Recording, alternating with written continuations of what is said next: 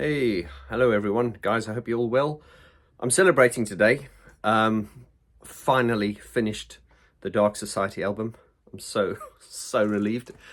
So I just wanted to shoot a quick little video, just ad-libbing and making it up as I go.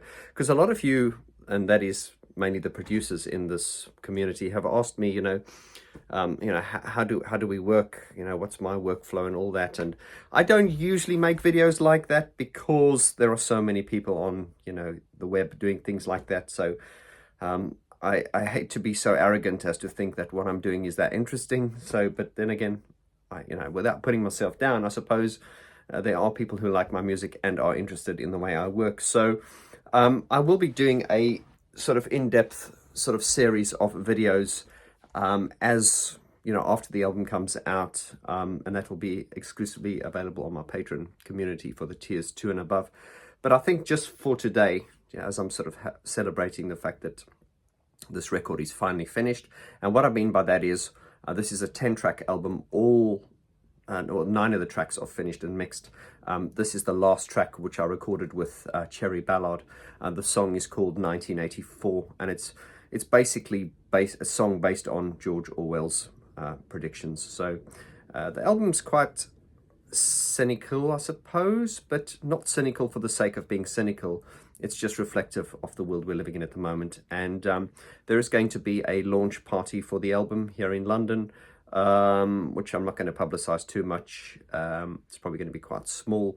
But yeah, we'll get to that. Before now, I just wanted to quickly show you the session here. So obviously, I'll try and do this as best I can. Typically, how I work is I will obviously produce the way I produce, and the way I produce is different to the way other people produce. Everyone's does it their own way. But this is the session that is going to go to Andy Marlowe for mixing. Now, as you can see, it's got about, what's that about? It's got 51 tracks. Now, when I'm producing, I try to keep I don't like to use more than I need. I'm very much inspired by the minimalists, but of course my sound is quite maximalist, and there are a lot of parts in my songs. But having said that, I don't try to just add things for the sake of adding it. I always ask myself, what is this part doing? Is it is it necessary? And if it's not doing something, I lose it. So everything is functional.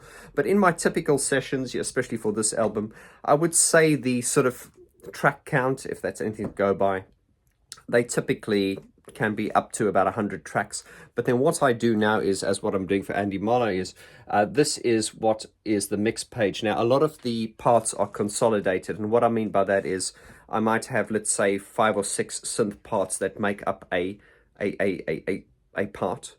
So 5 or 6 individual elements that make up a part, and then what I'll do is I will bounce those and render them all into one stem, so basically what Andy's getting is I wouldn't say this is a stem mix, because usually a stem mix is between 8 and 12 stems, usually 8.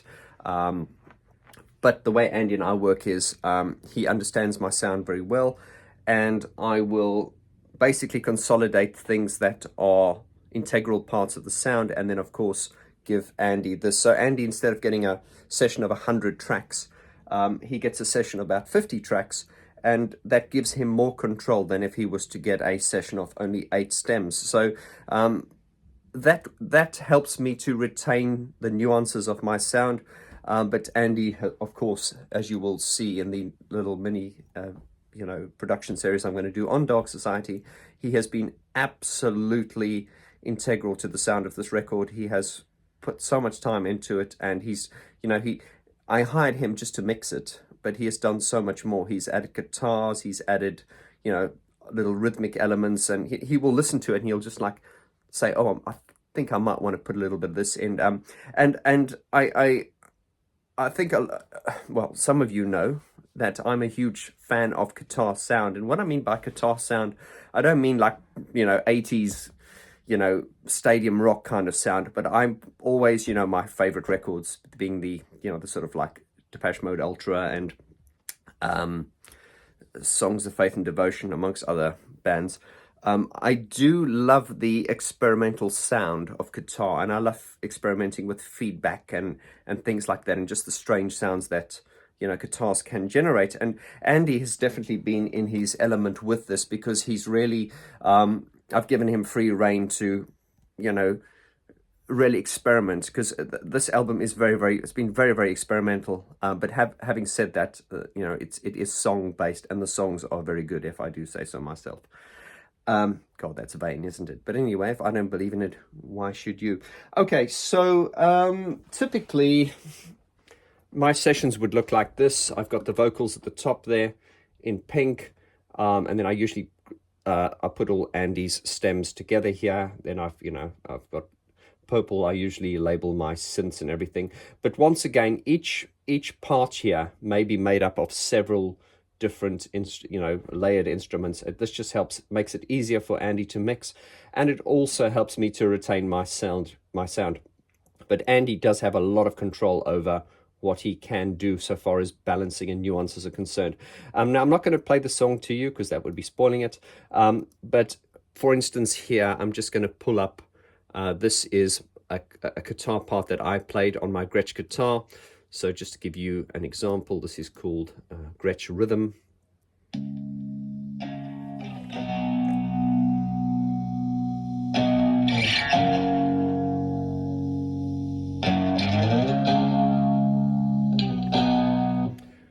I love the Gretsch guitar. It's got such a great sound. And then, of course, his guitar parts would be something a little bit more advanced. So it would be something like, let's just jump to this part here. I think there's something here.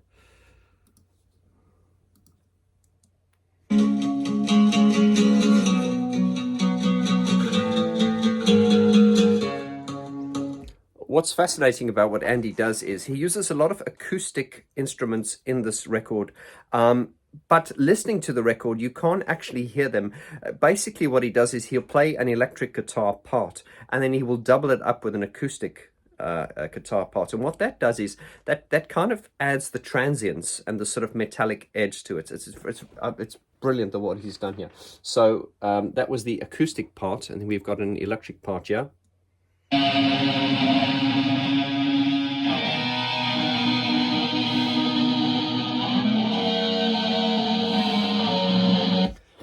And of course, those are, you're seeing one part there, but that is made up of several different parts that he's done together and layered together on a stem. So there's an incredible amount of complexity that went into this record. And then, of course, looking at that electric guitar part, if we layer it with the acoustic guitar part,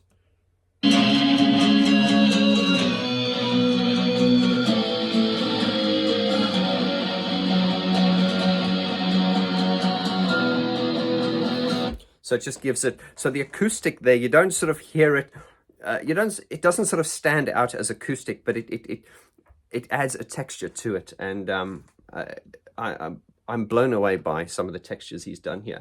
And then if that was to be played sort of in unison with my guitar part, it would be something like this.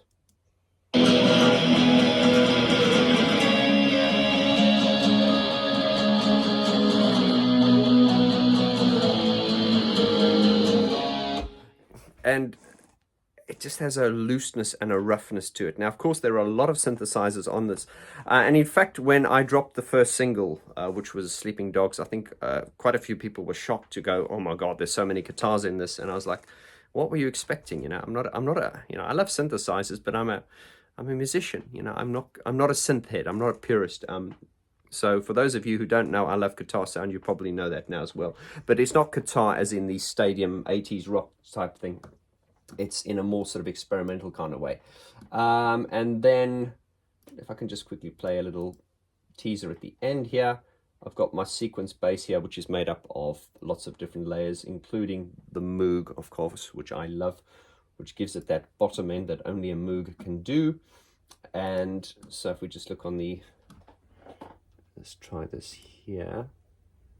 So this is like, just to give you an idea of, this is just with bass, Andy's guitar, a little bit of my guitar, and a bit of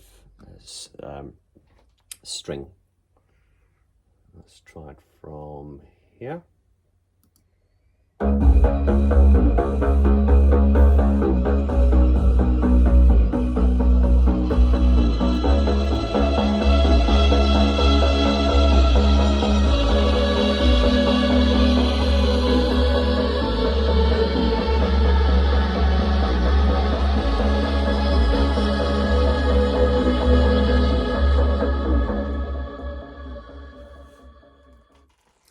So yeah, I'm very pleased with the sound. I'm over the moon that we're finally finished with this. It's taken so long, but I think in an ideal world, if I had the luxury of people like, people who I look up to, like Gary Newman, people like that, I could lock myself in a studio for for a set amount of time and just produce the record.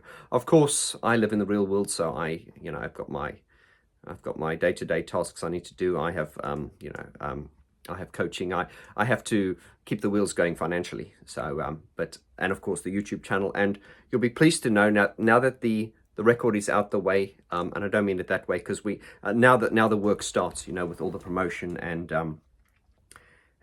we are looking to put a live band together and to perform some of these stuff live, because if we can present this live in the way that I want to present it, I think it's going to come across really well. But because it needs to be done properly, so it could be quite expensive. But anyway, I'm going to do baby steps, and I'm going to do this properly. Everything I do, like my YouTube channel and everything, I'm in this for the long haul. Nothing's here to, it's not a get rich, get famous. It's none of that crap. It's all just the long haul and the long-term game. And now that the record's out the way, we can get back to making some great YouTube videos now. And I've got some great content lined up, as I can't wait to share with you. But there we go. That was just a quick gibberish behind the scenes video. Look out for a special on the production of Dark Society series coming out as soon as the record is released.